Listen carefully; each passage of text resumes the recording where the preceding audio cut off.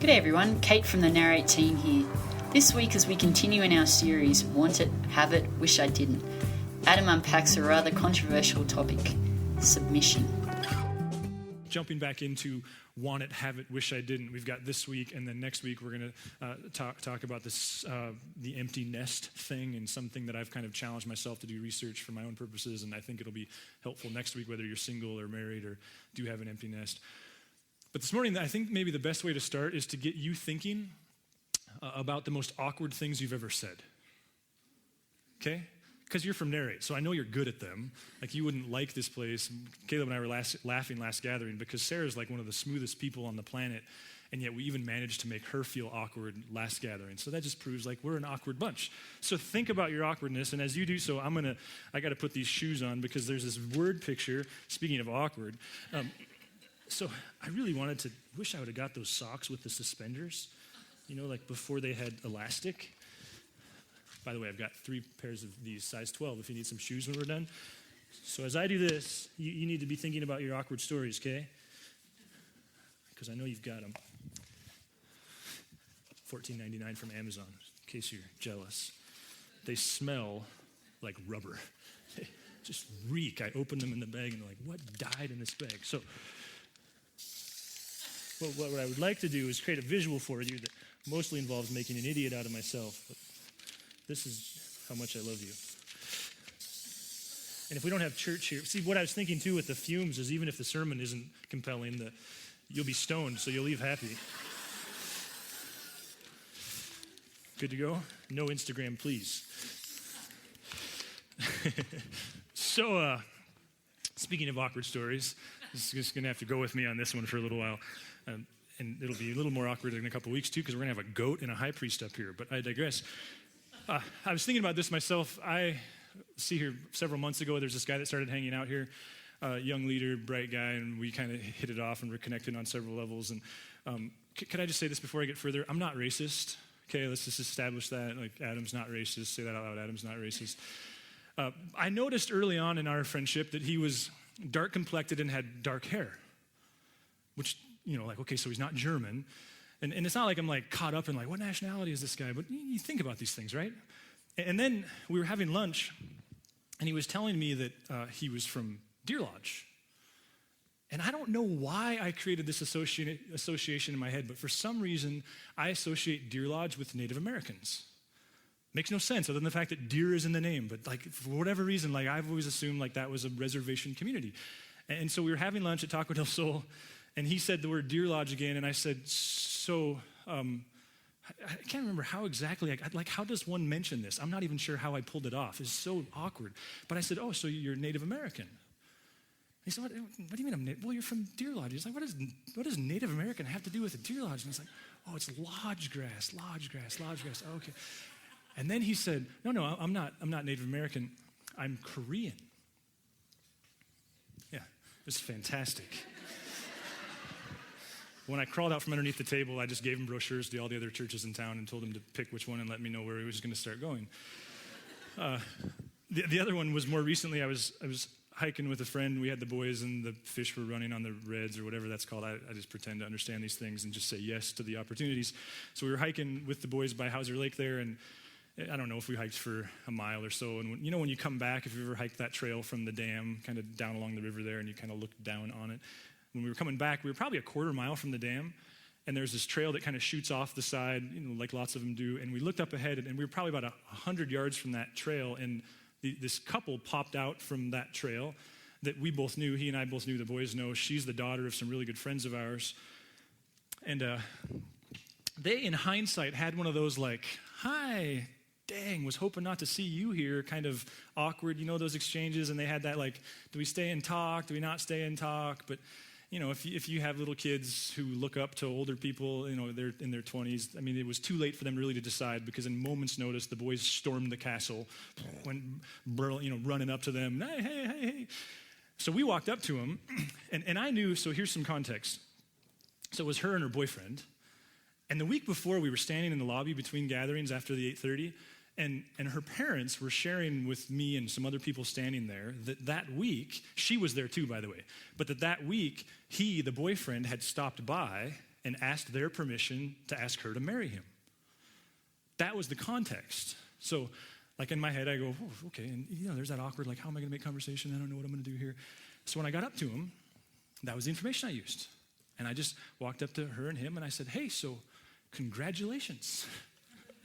Yeah, you're all like, oh my gosh, you are an idiot. And it got awkward fast, like really fast. He became stiff as a board and looked at us and said, congratulations for what? And then it hit me like, oh my gosh, like he doesn't know that I know, and I don't even know if he knows that she knows that he was there. And oh yeah, just because you have permission to ask her to marry you doesn't mean you even asked her to marry you. So for all I know, I blew this giant surprise, and suddenly the cat is out of the bag, and I'm the village idiot. And so I'm just like, oh yeah, and I'm explaining all those facts. And my friend Kyle, he's just loving it. I know he's just loving it. Like, Adam's such an idiot. But we're standing there awkwardly. And when you're him, you can bail me out, right? Throw me a rope, like, hey, I know this is awkward. Like, I can kind of lessen the moment. No rope. Just as awkward. And at one point he said, like, I can't even remember all the things he said, but it was horribly awkward. And so finally, I just resolved, I think I said it like 13 times, well, just count me among the first person to say congratulations, like, because I guess it's coming, congratulations. And, oh, by the way, she already knew that you asked too, so I didn't blow the surprise. And finally, she pulled her hand out of her pocket, and she said, actually, congratulations is appropriate because he just asked me like 3 minutes ago down there next to the river. So, they're shooting for like romantic moment, gonna walk back to the truck. What they got was 3 little boys, oldest of whom is 10, chasing them back to the truck. Will you coach my soccer team? So I'm guessing you're like me, you're good at these. I feel like I'm the master, and like I wasn't even homeschooled, and I'm that good at that whole thing. Just kidding. Homeschool jokes are the best. I love them, and I think highly of all you homeschool people. I hope you know that. I say all that, and I do this. We'll come full circle, but here's my point here, is because I want to create this kind of giant memory in your head, because this morning we are going to look at what I'm convinced is among the most awkward texts in the entire Bible. I think if you were to stay up late and watch network television and begin to watch how they stereotype and make fun of Christ-following people, this verse, this principle, this thing that the Bible talks about will be at the core of what they don't get and what they hate and what they make fun of. If David Letterman were to create a top 10 list of like most awkward things that people in the Bible say, I don't think this would just make the list. I think it would be top 2 or 3. In fact, if you're someone that was raised in church and it's been years and you can't believe you're sitting here again, but you're with him or you're with her or you trust them and they invited you, I'll bet you this verse is at the very core of what you loathe about people like me. If you think of church as old-fashioned, out of touch, chauvinistic, controlling, if you look at your own church background and think like, oh man, that was so dark, that was so ugly, I want nothing to do with this, guaranteed this culture will be right at the center of it. In fact, even if you're a Christ follower and you're a person of the text and you spend time in the text, we all have those places in the Bible that make us squirm. The ones like, I don't want to read that. Like the whole book of Revelation, right? Like skipping that. Kirk Cameron didn't straighten me out on that one, so I'm just not going to read that one anymore. I'll bet you this is one of them. Like, I'll bet you when you get here, you wish you wouldn't have got there. It's what I heard Rob Bell say years ago, that we all have verses that make us squirm, and we ought to deal with them. Scott McKnight talks about blue parakeets, and the idea is if a blue parakeet landed on your fence post, you'd be like, well, that's weird. I think this is one of those verses that even for those of you, maybe you've been around church for decades, you kind of go like, well, that's weird. And the reason we're talking about it isn't just so I could spray paint some shoes or tell some stories, but here's the tragedy of all that. I think in the midst of the awkward statement Paul is making is also the central principle of relationships in the New Testament. Like if you were to ask the New Testament people, the early church, even Jesus himself, like boil down what does it look like for Christ followers to be married, to be parents, to be in relationships, to be on a team, to be a boss, to be an employee, I just have no doubt they would boil it down to this principle, and yet we miss it because it's so awkward. And so we're going to go there. And when we first look at it, I'm going to ask you not to get up and leave, because the biggest thing I want to do is give some context to the craziness where we're going. And some of you are already like, okay, I already know where you're going. Like it's going to have that word that starts with an S and ends with a T, and it's kind of like a cuss word, but it's not a cuss word, but it should be a cuss word. You with me yet? It's that word submit, right? You can't even get yourself to say it. Here we go. Ready? Don't leave yet, ladies. Give me a minute. Verse 522. Wives, Paul says, submit yourselves to your own husbands as to the Lord. Dun, dun, dun. And all the men went, yay, and all the women went, I hate you. If I could just kind of pause there. Because if you hear nothing else this morning, please hear this. Please hear this. I'll repeat it so many times it's annoying, but please hear this. What's happening in this particular passage is Paul has made an observation that's led him to a principle. This isn't the principle. This is an illustration of the principle.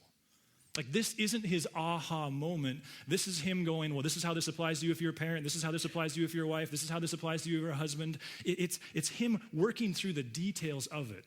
Because see, the historical context of Paul's day was no different than your context. What was happening was the early church understood that the central theme of Jesus and his movement was love. They understand that was the value. Like, there was no second value, there was one value. It was love one another. In fact, they listened to Jesus and the Jews who had 613 commands in the Old Testament, thousands in the spoken laws. They said to Jesus, hey, which ones matter? And he went, just one. And they went, one? And he said, yeah, love the Lord your God with all your heart, soul, mind, and strength, and love your neighbor as yourself. And they went, hey, you don't know math, that's two. And he said, no, it's one. Because if you don't do one, you can't do the other.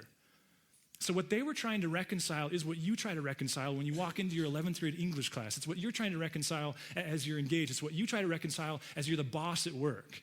And the question was, what does it look like to take that, the cross and the grace of God and everything God has accomplished for me, what does it look like to incorporate that into my relationships?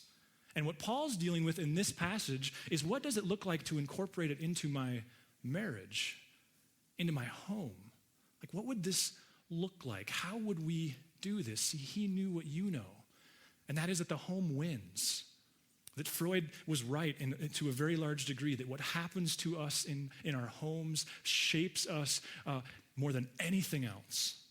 And not wanting, therefore, to be a movement of just religion where you gather on Sundays and say the right things, but being a movement where people are different types of employees and different types of spouses. The question Paul's asking is, how do we incorporate this into our everyday lives? And that leads him to an observation. But the observation's not 5:22, it's the verse before. And how we miss it so often, it baffles me. Listen to what Paul says first. Submit to one another out of reverence for Christ. Does that sound chauvinistic?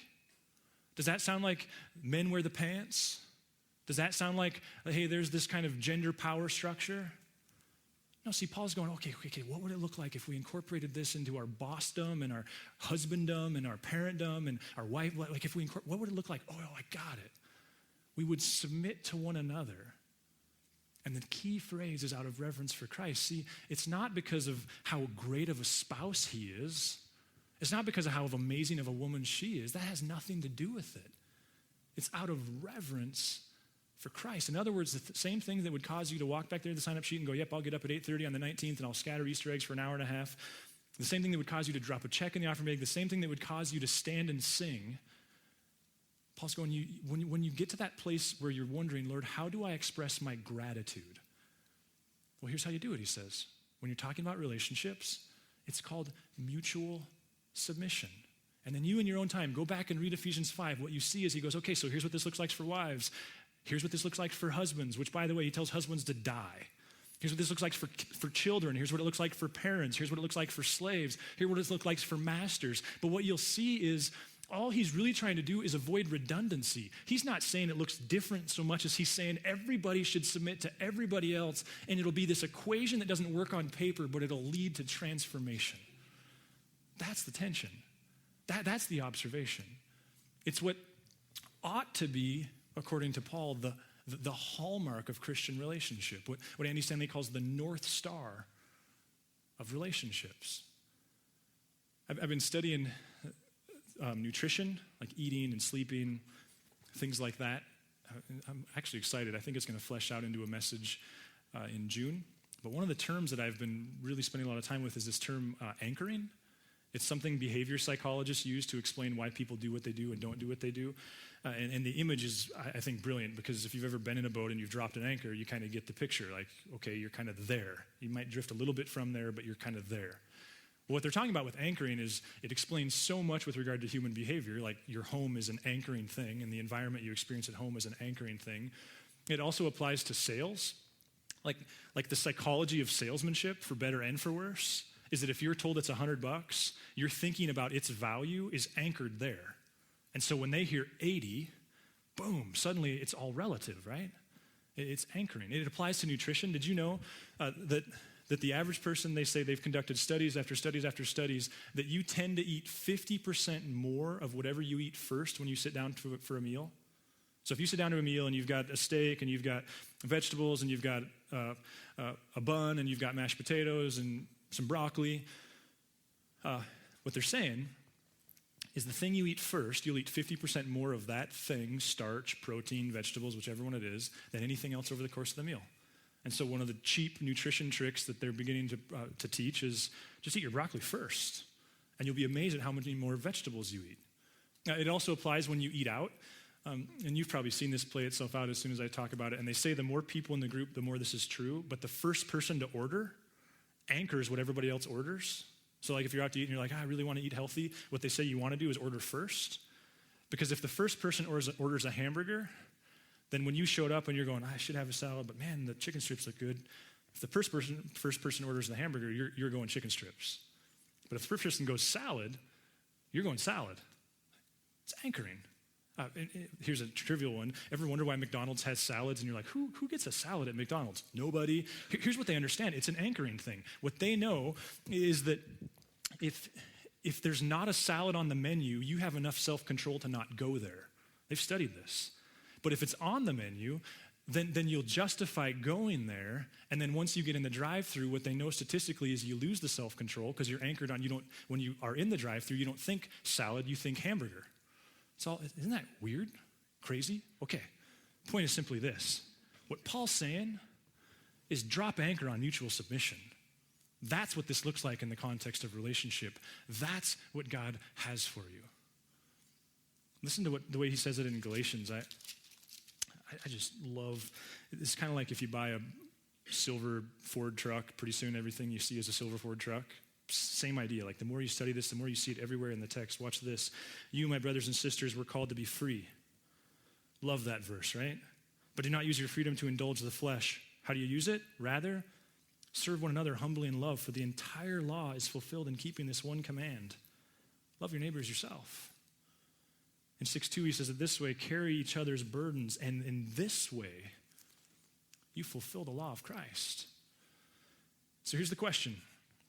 I see the blood sugar's getting low. We're getting a little past noon. So here's the question, and here's the win for me this morning, is that you would take this question and pick one relationship and just ask this question once a day for a week. Ready?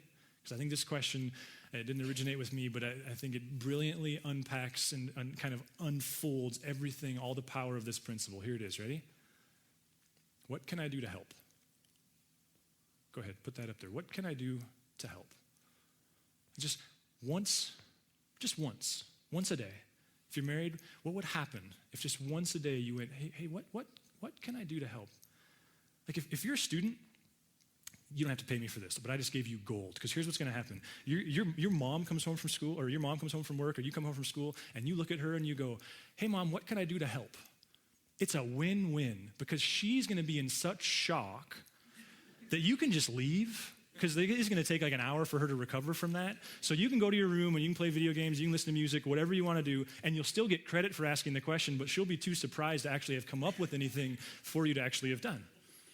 Or if you're a parent, I don't know about you, my parenting cycle is this. I wake up in the morning and go, I'm going to be a good parent today. I go to bed thinking, I am a lousy parent. I wake up in the morning and say, I'm not going to be a lousy parent today. I go to bed thinking, I am the worst parent in the world. I wake up, it's like, that's what drives my quiet times, is my confession to God about how terrible of a parent I am. I'm serious. And those of you that are laughing, that means you're parents. It's like, it's a broken gig. You can't win. Why? Well, there's so much to teach your kids, right? Get that out of your ear. Stop punching him. Brush your teeth. Don't drive so fast. Get a job. Like, there's so much stuff. And it creates a culture of telling, right? And what causes you in the morning to go, Lord, I want to be a better parent, is you want to engage. So what if just once a day you asked your kid, 3 years old or 13, hey, what can I do to help? And what would that do for just a 5-minute conversation? How would that change the culture? Listen, if you're married, And this isn't part of the relationship. You already know it, and it's why you're miserable. I'm just absolutely convinced that this is at the core of everything. And I think part of what this exposes is every relationship has a controller. Can we just agree? Everyone has a type A. Everyone has the one that picks the restaurants and picks the activities. And I already see spouses looking at spouses and laughing, ha, ha, ha. Like mine is my wife. She's the controller. I go along with what she says.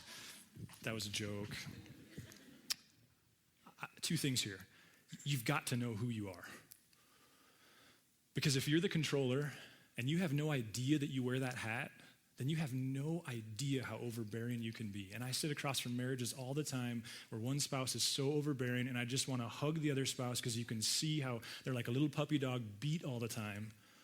And it's not that the other person's ever going to not be the controller. It's that if the controller doesn't know they're the controller, they don't know how to lean back from it. I think what Paul is saying here, especially to those of us controllers, and I am among you, is, hey, listen, sometimes you got to put down your agenda.